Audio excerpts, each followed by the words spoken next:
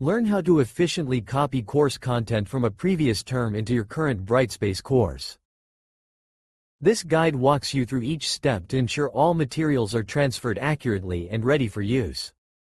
Access your course homepage to begin managing course content, then click the Course Tools link at the top of the page.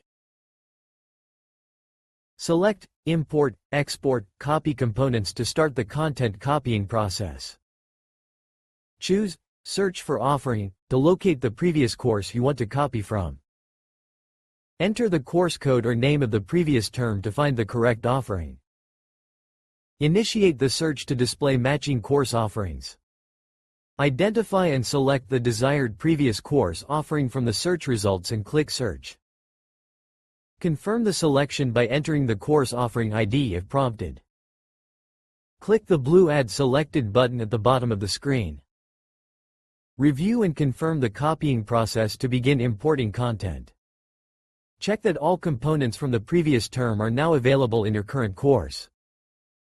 Begin customizing or updating the copied content to fit your current course needs.